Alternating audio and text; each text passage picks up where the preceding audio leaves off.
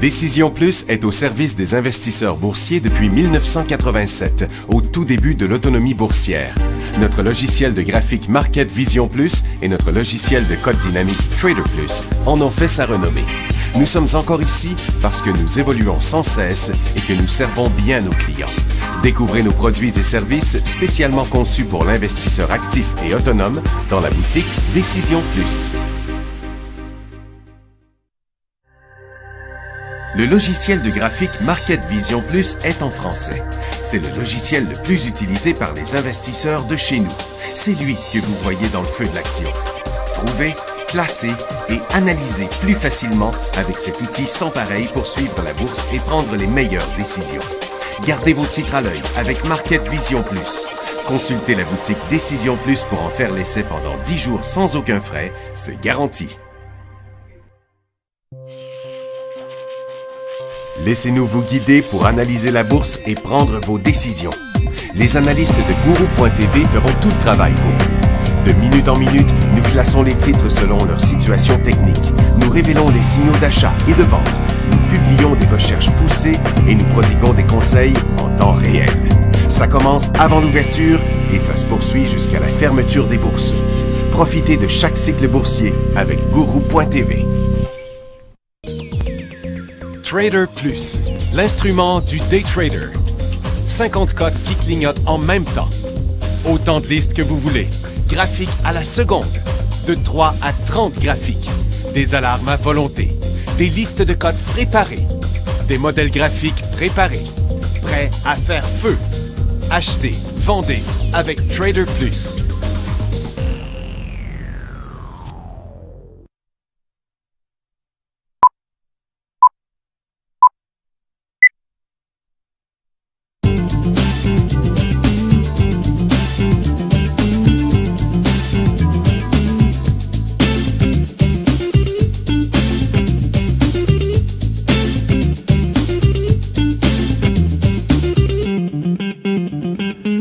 Bonjour tout le monde, bienvenue dans le feu de l'action. Lundi, le 9 novembre 2015, les marchés sont en forte baisse dû à l'annonce de l'OCDE qui a abaissé la croissance mondiale pour les 2 prochaines années, 2015-2016 de 0,1 puis 0,3.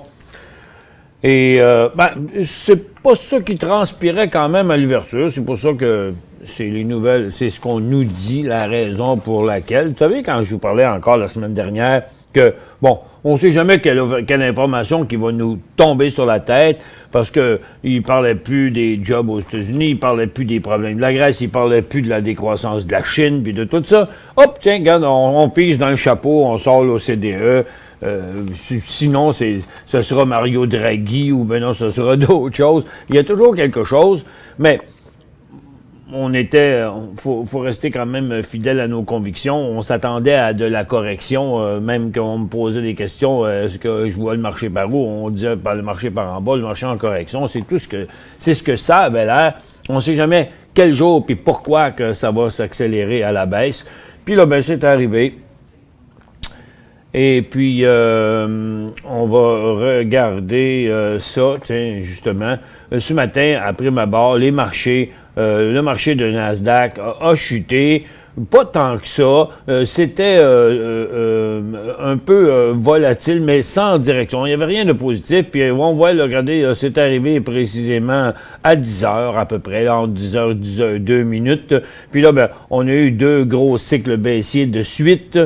Sur le Dow, ça a été pareil, les mêmes mouvements, et sur le TSX. Donc, c'était un mouvement de marché. Les ressources, c'était totalement fucké encore un matin, là, cette affaire-là. L'USO qui était en baisse, les titres pétroliers qui étaient en hausse, même scénario que l'autre jour.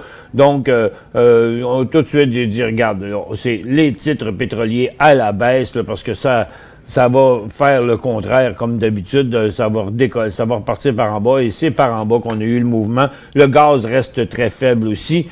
Le côté incompréhensif, c'est que l'argent a chuté ce matin et continue à chuter, tandis que les orifères, eux autres, ont décollé en hausse, même venu donner un cycle aussi. Puis regardez, là, c'est en train de plonger là, pendant qu'on qu'on regarde, on voit la cote là, de la journée qui baisse. Regarde, il faut qu'elle garde. Voyez-vous, malin qu'elle garde. Écoute, c'est une cote là, en temps réel là, que je vous montre. Donc, les titres aurifères. Ce que je disais ce matin sur Guru.tv, c'est que ça a une apparence de creux, mais c'est pas fort. Puis les titres aurifères, contrairement à l'or qui surperformait le prix de l'or dernièrement, puis là, il le faisait pas ce matin. Les titres étaient plus faibles que l'or.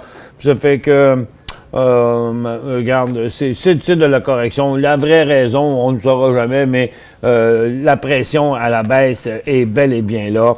On regarde notre marché, le marché américain, le dollar américain qui était en hausse vendredi, maintenant fléchit un peu. Le Nikkei, lui, est en forte hausse. Puis, écoute, sur le Nikkei, on dit que le Nikkei était en baisse en hausse sur la faiblesse du yen. Oui, mais le yen, il chutait avant. Puis le marché est monté après. Encore une fois, ça aussi, de la foutaise, à mon avis. Là.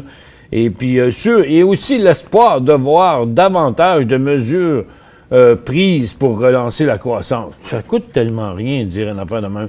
Mais je pense qu'on va venir se rajuster cette nuit. Et la Chine est en baisse, devrait descendre encore plus. Et Londres aussi est en baisse, menace de traverser son support pour un retour en bear market, parce qu'on est toujours dans une phase neutre, là. Et le SP 500, en fait, l'indice de Nasdaq vient de traverser le point où les vendeurs avaient arrêté de vendre la semaine dernière. Le Dow Jones fait la même chose, le SPY fait la même chose, le TSX fait la même chose. Donc, un début de cycle baissier sur les marchés nord-américains.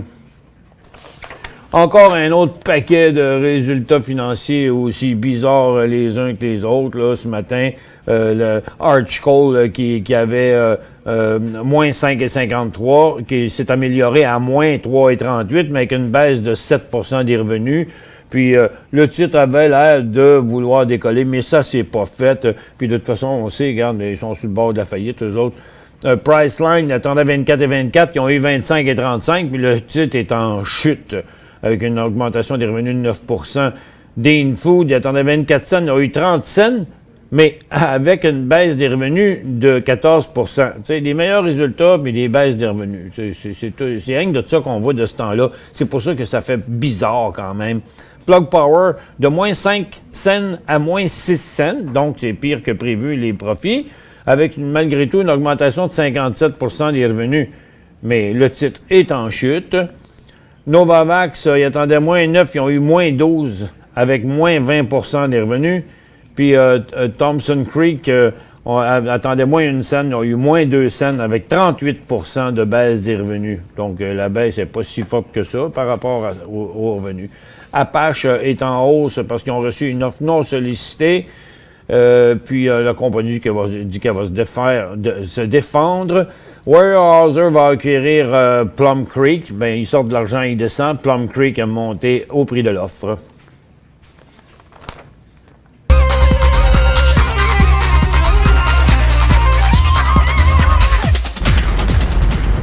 Deux compagnies de santé ici, Cytokinetic et Amgen, montrent des résultats prometteurs dans l'étude mi-étape pour l'insuffisance cardiaque.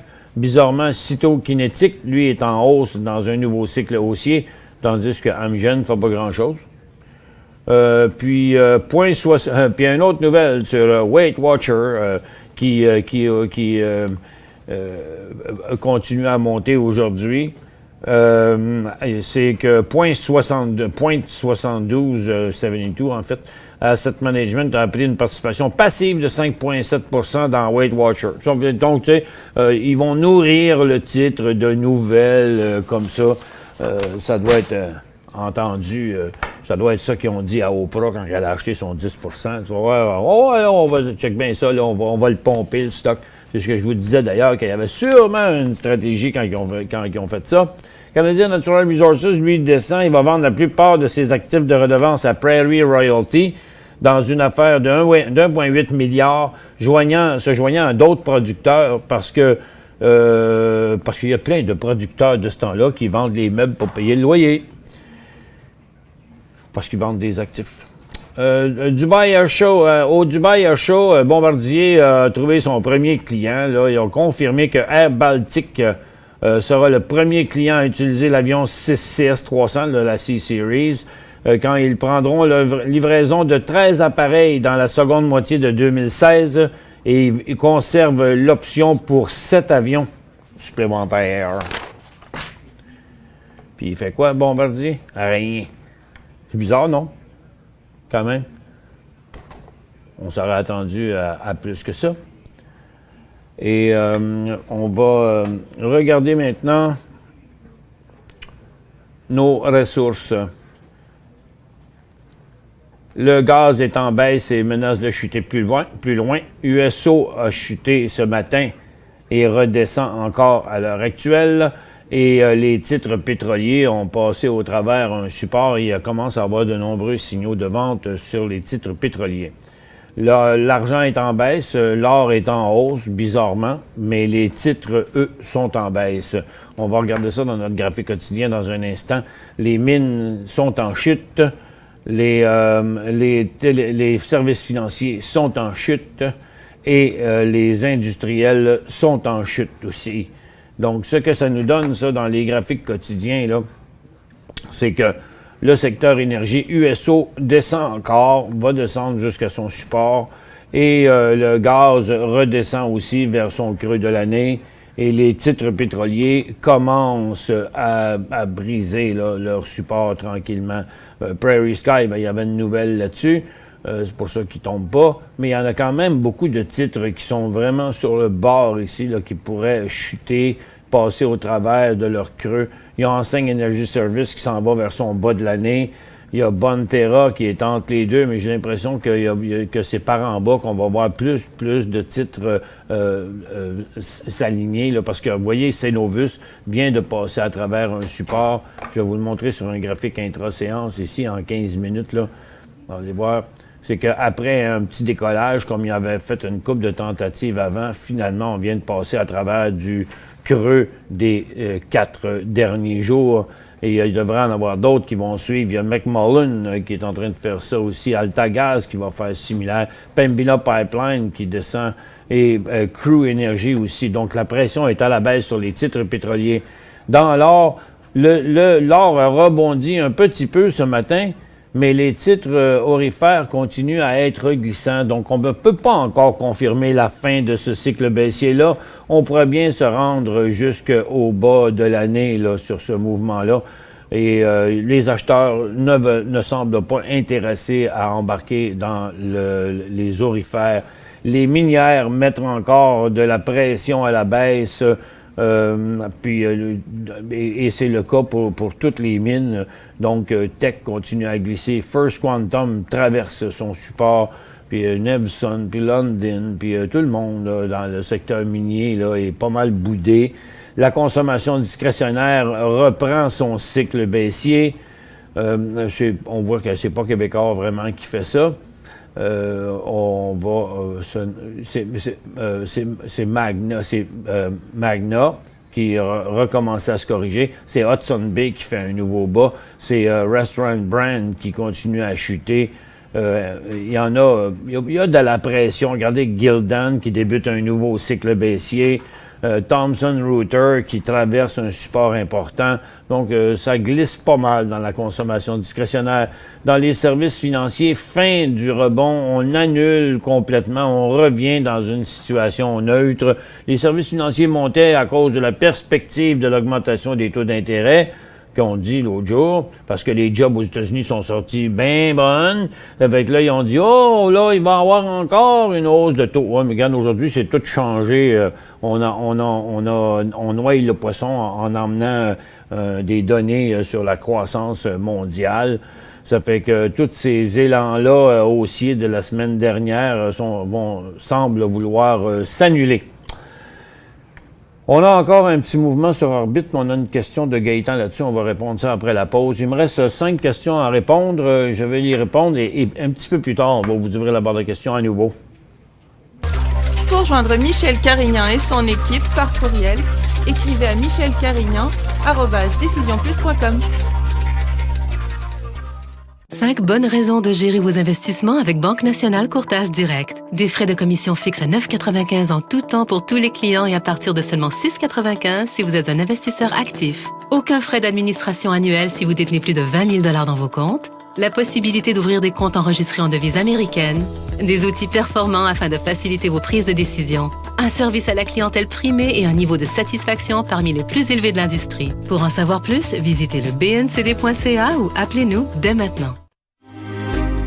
Décision Plus est au service des investisseurs boursiers depuis 1987, au tout début de l'autonomie boursière. Notre logiciel de graphique Market Vision Plus et notre logiciel de code dynamique Trader Plus en ont fait sa renommée. Nous sommes encore ici parce que nous évoluons sans cesse et que nous servons bien nos clients. Découvrez nos produits et services spécialement conçus pour l'investisseur actif et autonome dans la boutique Décision Plus.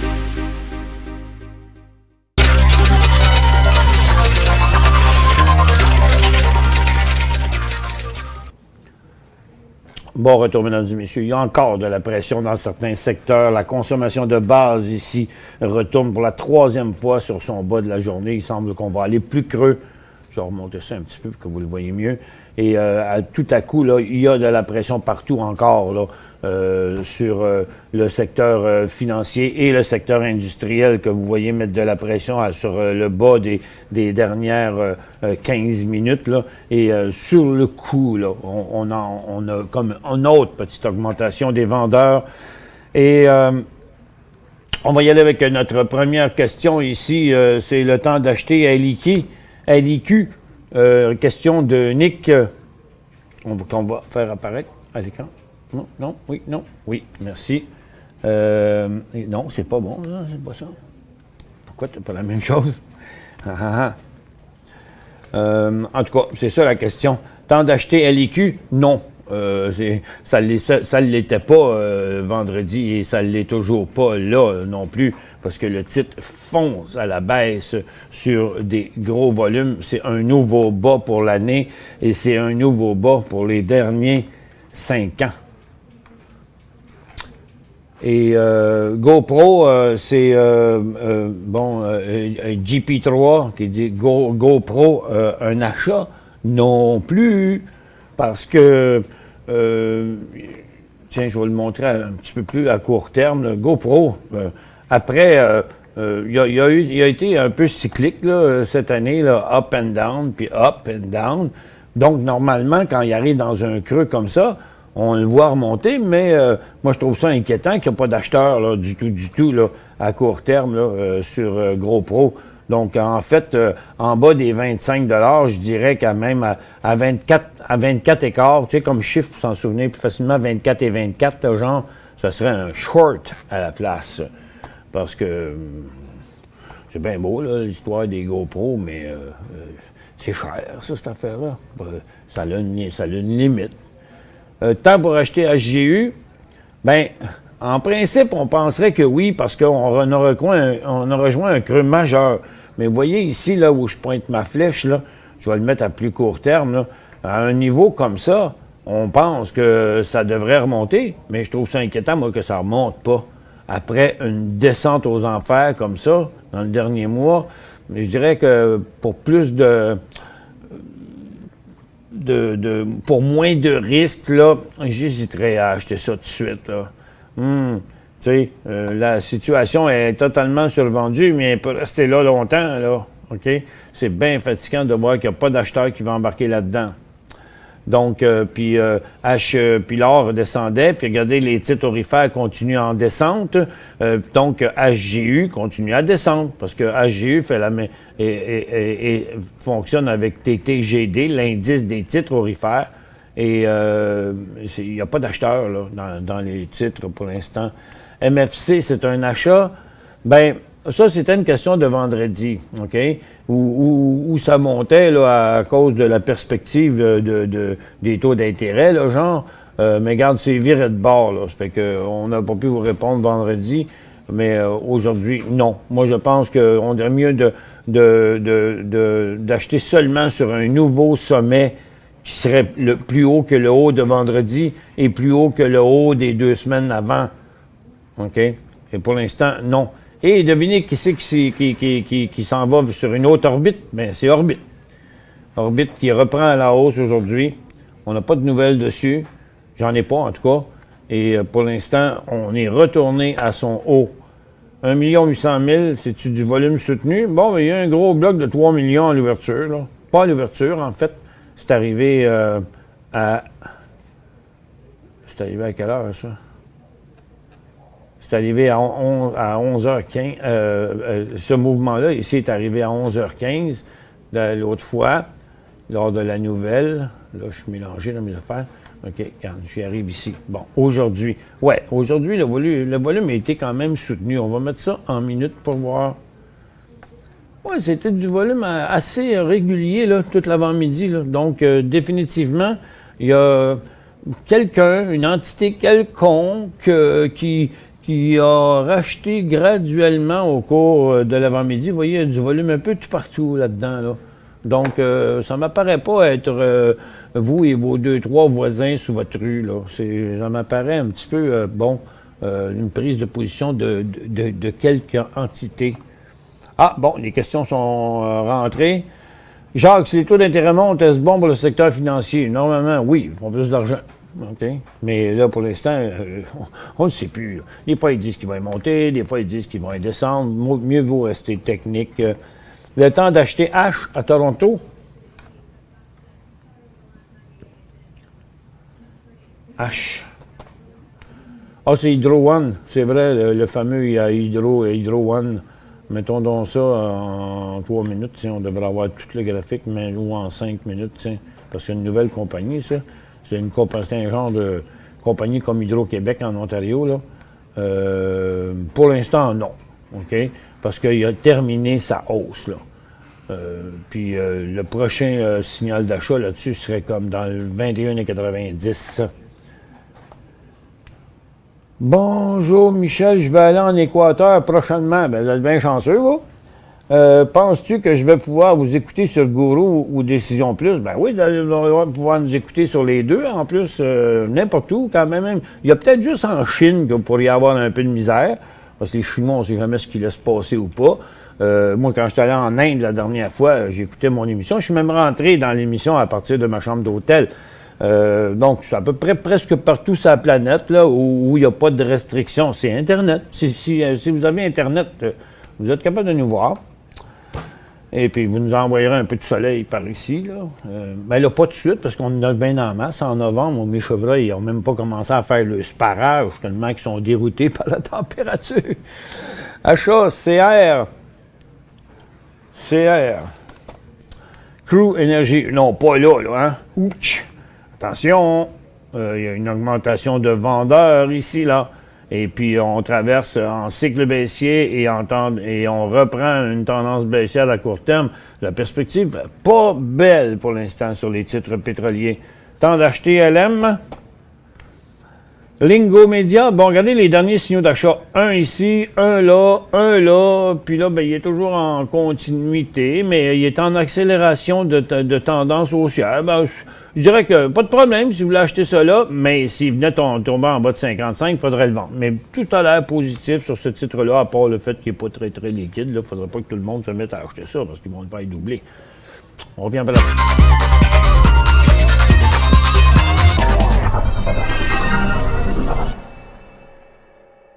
5 bonnes raisons de gérer vos investissements avec Banque Nationale Courtage Direct. Des frais de commission fixes à 9,95 en tout temps pour tous les clients et à partir de seulement 6,95 si vous êtes un investisseur actif. Aucun frais d'administration annuel si vous détenez plus de 20 000 $ dans vos comptes. La possibilité d'ouvrir des comptes enregistrés en devise américaine.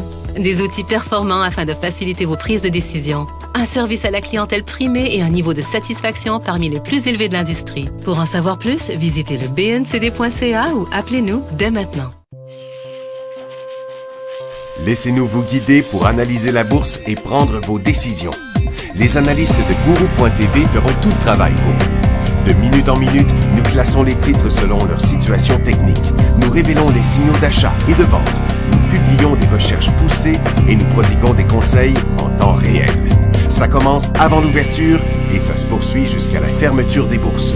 Profitez de chaque cycle boursier avec Gourou.tv.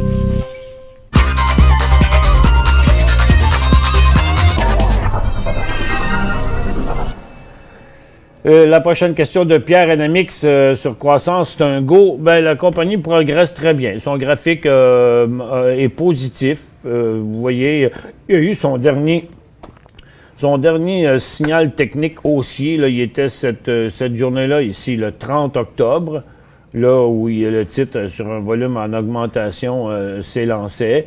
Depuis le temps, il maintient le cap. Faiblement, mais toujours encore aligné vers le haut.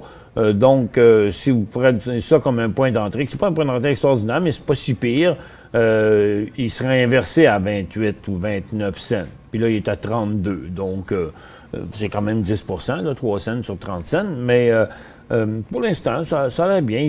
On avait eu des nouvelles dernièrement sur ça, mais j'ai oublié c'était quoi. Puis il avait fait quelque chose avec leur lithium. On sait que les lithiums, là, dans les dernières années, il y en a arraché plusieurs. Oui, Max? Construction début septembre de l'usine à Shawinigan. Construction début septembre de l'usine à Shawinigan, qu'on nous dit. Bon, donc, OK. Donc, il semble que les nouvelles soient bonnes sur cette compagnie-là. Acheté PWF vendredi. Oups. Malgré tout, il ne se tient pas si pire, lui. Il a l'air un peu plus fort que les autres. Regardez. Techniquement, là, OK, c'est un point d'entrée, ça. Ou je vais mettre à plus court terme. Là. Bon. Techniquement, c'était un point d'entrée vendredi. Mais techniquement, il n'y a pas de point de sortie, à moins qu'ils viennent briser, le support qui a servi de tremplin, et la ligne de tendance qui est là. Fait que, entre les deux, mon cœur balance. Si vous êtes entré là-dedans vendredi, ben, tout indique qu'il n'y a pas de signal inverse. Puis vous devriez garder cette position-là. TRX.VN. TRX. C'est juste TRX, je pense. Tribute Pharmaceutical. Bizarrement, c'est un cycle haussier à l'intérieur d'une tendance baissière, par contre. Puis le volume me confirme pas que c'est hot. OK? Parce qu'il n'y a pas grand monde, là. Il n'y a presque pas d'action de transiger là-dedans. Si je regarde son intra-séance, toutefois, le volume est quand même assez soutenu. C'est dur à dire. C'est dur à dire. Techniquement, il y a le potentiel jusqu'à 1,80. Techniquement. C'est pas le signal du siècle, mais disons que sur une échelle de grandeur, la qualité du signal, là, ce serait un 6, un 7 sur 10. Là. Avec ça, c'est un bobo, un beau go, je suppose, je veux dire. Avec ça, c'est Extendicare. Ben, il va bien. Hein? C'est un signal technique haussier, début d'un cycle haussier dans une tendance accélérée. Oui, c'est un beau signal. ORT conférence vendredi. Il va y avoir une conférence vendredi, vous dites? Ou il y a eu une conférence? Ben, ça y est, c'est pas sûr que ça n'a pas l'air d'une question. C'est le 13 novembre qu'on parlait de leurs résultats financiers. Le 13 novembre, OK. Ils vont parler de leurs résultats financiers. Le 13 novembre. Et c'était Gigi. Jacques, BAAHA, c'est Bank of America. On va aller ici. Non, c'est Banro. Hein? Ouais, donc ça doit être à Toronto. Il est à Toronto, BA. Oui, c'est Banro. C'est pas un achat. Le titre est en cycle baissier. Il retourne à son support. Non. J'ai acheté 500 EXA à 9,9. C'est un bon achat? Il me semble qu'on vient d'en parler de EXA, là, mais EXA. EXA. à 9,9, il est à 9,11. Oui, on l'a dit tantôt que c'était un beau signal. QID. QID. Non, c'est pas là. Ça, c'est sur quel marché, ce QID? Ah, c'est le ProShare 100 Ultra Short. Donc, ça bouge avec le Nasdaq 100. Puis si le Nasdaq 100 plante, lui, il monte. Et de toute évidence, on commence un cycle baissier sur les marchés. Donc, lui, il commence un cycle haussier. Le volume n'est pas très fort, mais le signal n'est pas si mal. Et plus précisément, il y avait son premier signal ici à 10h05. Il y a eu une autre confirmation à 11h10. À très, très, très court terme là, pour avoir un petit repli, là, pour repartir après. Mais si le marché est pour descendre dans les 3 prochains jours, ben lui, il va monter. Gisèle, j'espère que tu as fini de chialer sur l'orbite. Non, pas Gisèle, c'est Rénal, dans le fond, là, qui a écrit. Pourquoi? Je chiale pas plus sur l'orbite qu'un autre. Je chiale pas sur l'orbite, j'ai juste dit qu'il était pas transparent, qu'on n'entendait plus dire grand-chose, qu'ils sont revenus à faire un peu comme toutes les autres compagnies, sortir les petites nouvelles de temps en temps. Je ne sais pas chialer plus un que l'autre. ATD.B, c'est parce que vous en avez probablement beaucoup, puis vous n'aimez pas ça quand il y a des commentaires négatifs sur une compagnie, parce que vous pensez qu'on est responsable des faits tombés, peut-être, là, tu sais.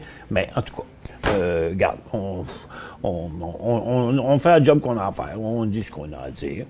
Puis là-dessus, ben, je vais vous souhaiter une bonne fin de journée, puis on va se retrouver demain.